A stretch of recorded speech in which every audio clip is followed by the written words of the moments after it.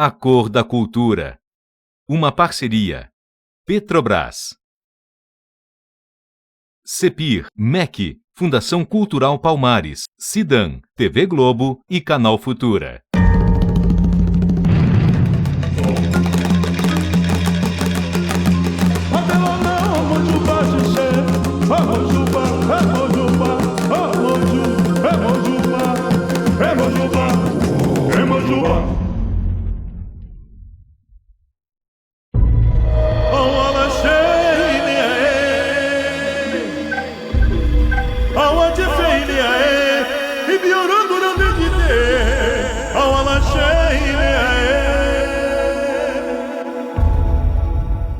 De onde viemos? Quem somos? Segundo uma lenda queto, um grande reino da África, no início de tudo havia Orum, o espaço infinito. E lá vivia o Deus Supremo, Olorum. Certo dia, Olorum criou uma imensa massa d'água. E então nascia Oxalá, o primeiro orixá, o único capaz de dar vida às coisas sem vida. Olorum mandou Oxalá partir e criar o Aie, o mundo. Mas como Oxalá não fez as oferendas necessárias para a viagem, teve problemas no caminho. Quem acabou criando o mundo foi Odudua, sua porção feminina. Para consolar Oxalá, o Deus Supremo lhe deu outra missão, a de criar os seres que habitariam o Aie. Assim, Oxalá usou a água branca e a lama marrom para criar peixes azuis, árvores verdes e homens de todas as cores. E foram os homens que mais tarde criariam formas de adorar e representar deuses como Oxalá, Odudua, Olorum e tantos outros. Essas religiões têm origens africanas, mas se formaram do outro lado do Atlântico, no Brasil. Milhões de africanos foram forçados a cruzar o oceano e partir para uma nova vida no chamado Novo Mundo. Vinham nos chamados navios negreiros, que foram descritos assim pela poesia de Castro Alves. Hoje, o porão negro, fundo, infecto, apertado, imundo, tendo a peste por jaguar, e o sono sempre cortado pelo arranco de um finado e o baque de um corpo ao mar. O tráfico de escravos distribuiu africanos dos mais diferentes grupos étnicos para diferentes países das Américas, inclusive o Brasil. Línguas, culturas, crenças espalhadas pela terra num fenômeno que passou a ser conhecido como a diáspora africana. O conceito de diáspora, ele tenta cobrir a experiência de todos os descendentes de africano fora da África de uma maneira globalizada. Então, quando nós falamos de diáspora, nós estamos tentando aproximar as experiências que esses descendentes de africanos desenvolveram a partir das inúmeras áreas onde eles foram alocados. Existem várias semelhanças religiosas, culinárias, estéticas e até mesmo corporais, na maneira de andar, na maneira de se vestir, que foram preservadas e desenvolvidas por todos esses descendentes de africanos espalhados por vários territórios do planeta. Então, quando nós nos referimos à ideia de diáspora, estamos tentando experimentar uma visão globalizada dessa experiência, tentando experimentar uma visão que entrelace todas essas diferenças em territórios também diferenciados, mas preservando uma característica comum, que é a tentativa de trazer para aquela experiência onde esses africanos foram colocados aquilo que de mais importante existia no seu cotidiano na África. Por exemplo, o mundo simbólico, a experiência religiosa, a experiência estética, o batuque, a dança, as celebrações divinas, todas vão reaparecer com características às vezes um pouco distintas, mas com estruturas muito semelhantes em Cuba, no Brasil, no sul dos Estados Unidos, no Caribe. De uma maneira geral, elas preservam aquilo que nós chamamos de estruturas básicas da experiência africana fora da África. Os Angola e Congo chegaram primeiro aqui. A partir de 1580, já tem grande quantidade de escravos de Angola aqui na Bahia. Os escravos de Angola foram escravizados juntos com os índios, nos colégios e nas fazendas dos jesuítas e de certos senhores de engenho. Eles receberam dos indígenas o segredo das plantas da terra e criaram os primeiros candomblés, chamados de calundus, portanto. Então houve uma primeira tradição na história do candomblé brasileiro que foi criada pelos congos e pelos angolas, misturados com os indígenas, portanto. A segunda leva de escravos africanos que vem são os jejes. Eles são muito importantes numericamente no século XVIII. Eles já encontram uma tradição organizada que é a tradição de Congo e Angola.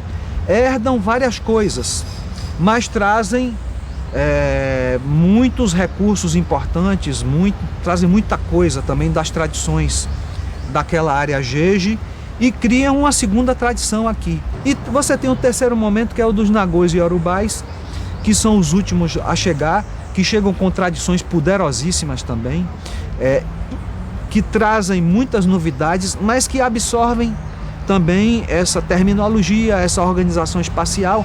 Tanto é que dentro do candomblé de Queto existem vários termos que são de Angola e do jeje também, que foram absorvidos. Então, ou seja, o candomblé de Queto, Nagô, ele trouxe tradições que influenciaram todos os demais, porque eles tinham tradições importantíssimas, mas por sua vez, eles também absorveram tradições muito antigas que já estavam instaladas aqui e que iam se preservando através do tempo.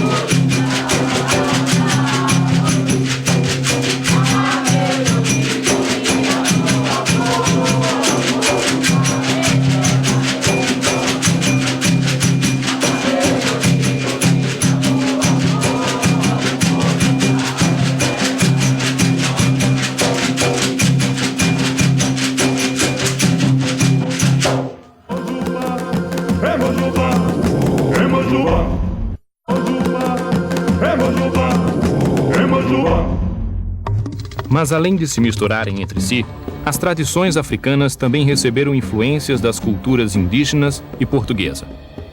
Esse cruzamento, que se conhece por sincretismo, é a base da criação de religiões como a Umbanda, o Catimbó e a Jurema nordestina. Para onde quer que olhemos, vamos encontrar um som, um sabor, uma palavra, uma obra de arte e também o resultado de anos de trabalho dos negros africanos. E a influência africana está para além do que enxergamos no mundo visível, neste nosso Aie. Ela também orientou a nossa fé. Eu vivo o tempo inteiro com a realidade. Para mim, interagir com esse mundo que eu vejo e tendo a certeza, acreditando que o mundo que eu não vejo também está interagindo, aqui nós Vocês não estão aqui por acaso, nós não estamos aqui por acaso. Há toda uma ancestralidade, não é, atuando para isso. Quer dizer, nós sempre nos conhecemos, apesar de nunca termos nos encontrado. E chega uma hora que a gente se encontra. Para mim isso é realidade, para mim isso não é magia, entendeu? Para mim essa é a ação do invisível, a ação, né, desses ancestrais, dessas energias, né, atuando. Então, para mim, não é magia, é uma realidade. Então, isso pesa um pouco sobre nós. E tem muita gente que é iniciado no candomblé e, em vez de desenvolver uma religiosidade, uma expressão de religiosidade, uma forma de espiritualidade, que está no mesmo plano de qualquer uma outra expressão religiosa, né? Dá sempre essa conotação né, da coisa exótica, do mágico, do show, do folclore, e aí minimiza muito aquilo que nós temos. Foi através da religiosidade que essa experiência se unificou. Claro que eram muitas formas de adorar o divino, de celebrar o divino, mas essas diferentes formas, diferentes maneiras de celebrar o divino, elas foram preservadas de maneira muito forte. E além disso, essa preservação, ela trazia aquilo que era de mais importante para os africanos deserdados, que era a celebração do território. Então, a experiência religiosa, ela traz, sobretudo, uma imagem do território perdido que é concretizado no terreiro, que é de novo recolocado ali no solo que ele é obrigado a permanecer, como se fosse um pedaço do espaço nativo desse africano. Então o terreiro, nas experiências religiosas, tem um papel importantíssimo de resgatar, de recuperar aquele território perdido, mesmo que através de uma nostalgia, mesmo que através de uma experiência de lamento e de perda. E é esse território, representado pelo círculo, que vai reaparecer em várias atividades, não só no terreiro, no caso da Umbanda, do Candomblé, do Voodoo, todas as experiências religiosas dos africanos na diáspora, mas também no espaço lúdico. Essa mesma roda reaparece na capoeira, reaparece, por exemplo, no jongo, reaparece no tambor de crioula, reaparece no samba.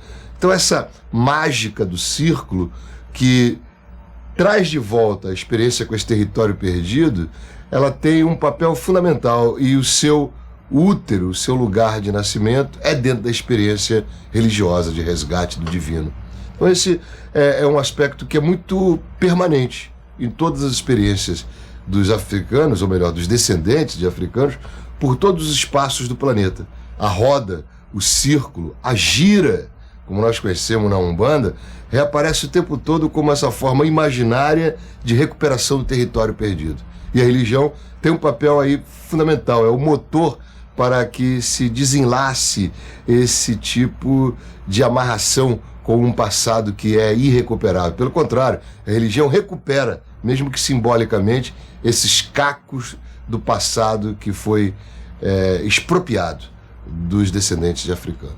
A gente não tem, se a gente for em África, eu já tive a experiência de estar em Luanda e no Benin, o Benin, como queiram. E você realmente sente, você vê, você consegue ver, não é?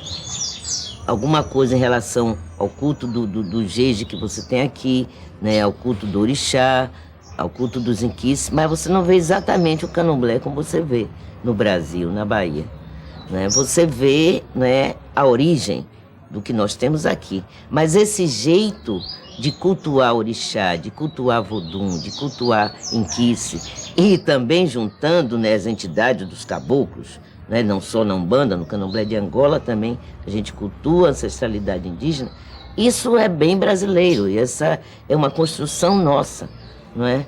Agora, a gente buscou, né, dividir, né, entre nações exatamente para mostrar a predominância de determinada cultura africana que influenciou.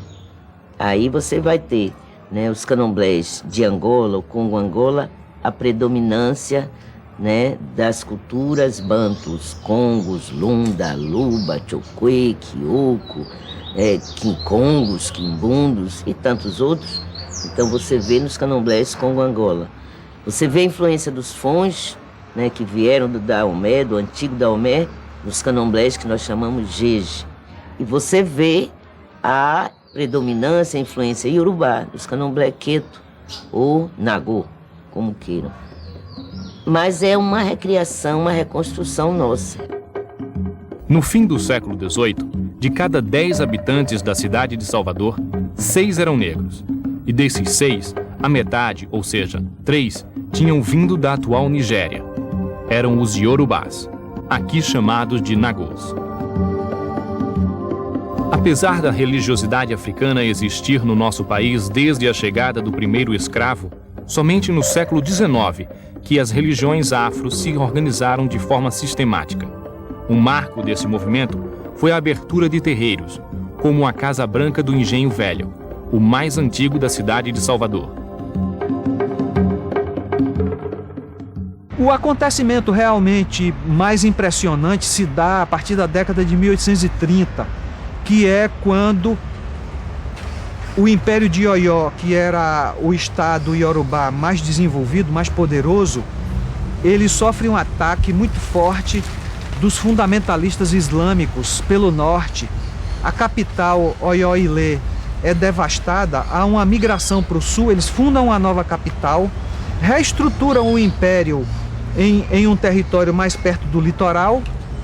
E como já existia uma comunidade nagô e iorubá muito importante aqui na Bahia, eles mandam pessoas do primeiro escalão do Império de Oió para reorganizar também a comunidade aqui na Bahia.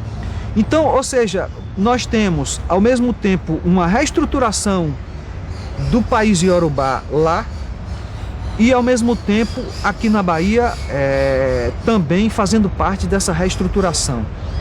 É aí nesse momento que chega Ianassô, que é considerada a fundadora da Casa Branca. O nome da Casa Branca é Ilê Axé Ianassô Oká.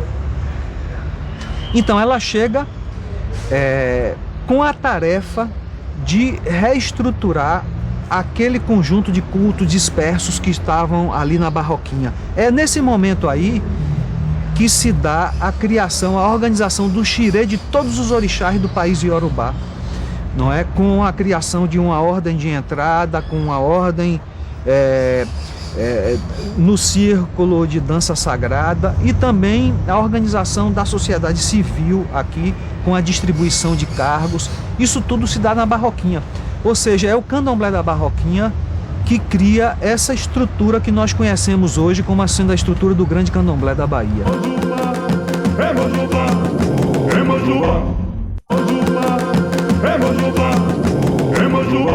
Os nagôs chegaram já mais numa segunda fase, mas eles trouxeram também uma contribuição enorme, porque eram reinos inteiros que chegavam aqui. Reis, rainhas, princesas, e eles traziam suas religiões, seus símbolos, suas divindades, seus mitos. E tudo isso ficou tão forte, e não posso negar, eu sou de tradição iorubana, nagô, queto, mas existe muito fortemente no Brasil uma presença de Angola, uma presença do jeje. E segundo os lugares de onde vieram as pessoas que implantaram a religiosidade africana aqui, nós chamamos de nações. Então, nós temos a nação iorubá, que é nagô, queto, temos a nação jeje, temos a nação Angola. E é um erro, é um equívoco quando se fala em Bahia e só se fala no iorubá, porque existe uma iorubanização de Salvador e da Bahia. É um erro, porque o povo que veio, né, os iorubás, chegaram depois, quer dizer, e antes. Quando chegaram aqui, não tinha negro na Bahia? Claro que tinha. O recôncavo está aí para nos dizer, não é? A zona rural está aí para nos dizer. Você encontra tantos sinais da presença banto, muita coisa que é banto,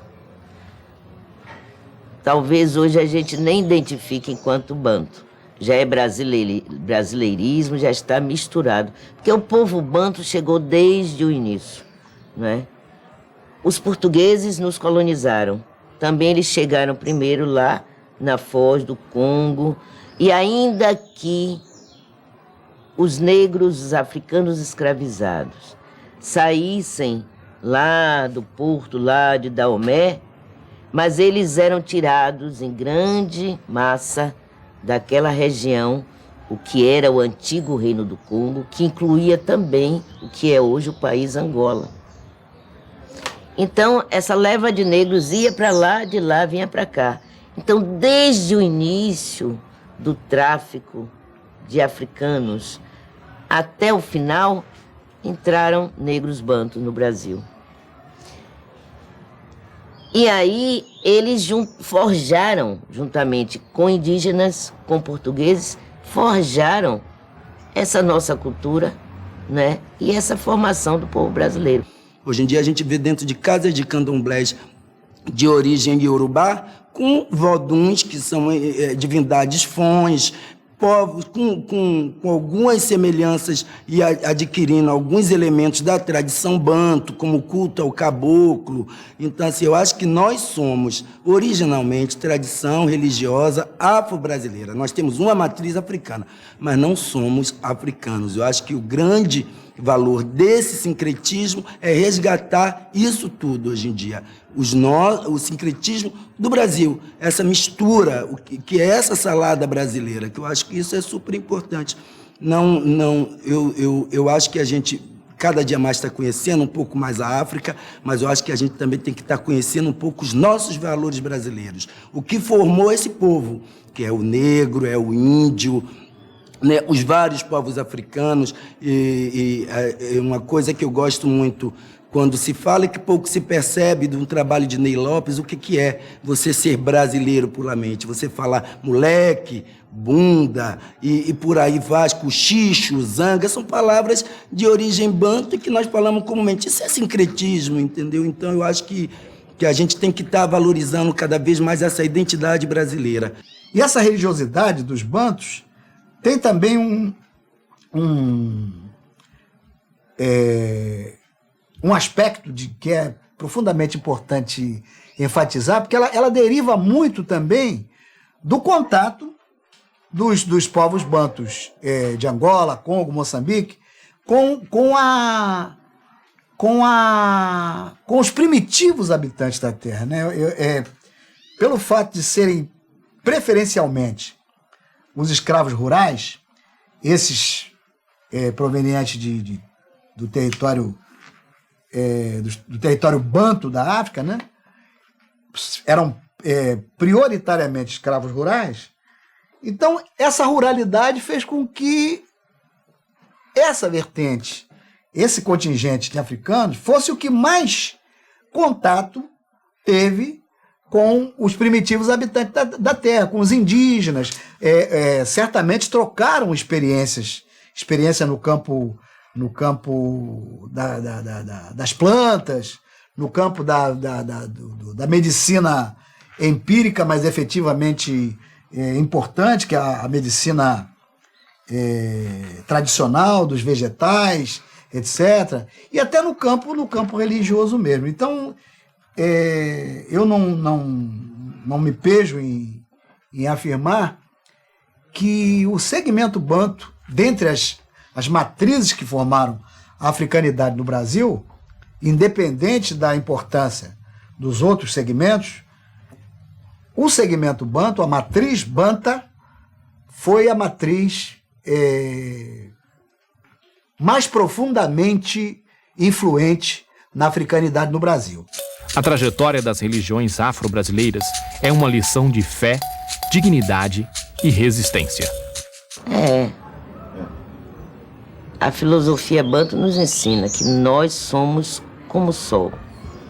Todo ser humano nasce a cada dia, se expande como o sol, cai no horizonte para tornar a renascer.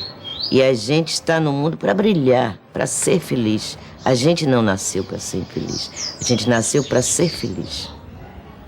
E cada um que pegue o seu raio de sol e brilhe o mais intensamente que possa brilhar, porque todo ser humano nasce com seu raio de sol. Não deixe perder nunca aquele raio de sol que lhe foi dado. Brilhe, brilhe intensamente e seja no mundo sempre.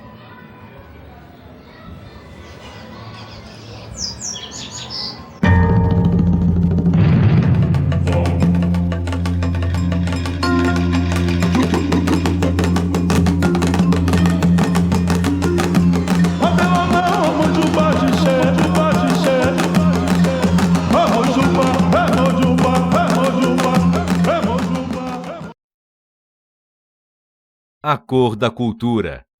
Uma parceria. Petrobras. CEPIR, MEC, Fundação Cultural Palmares, Cidan, TV Globo e Canal Futura.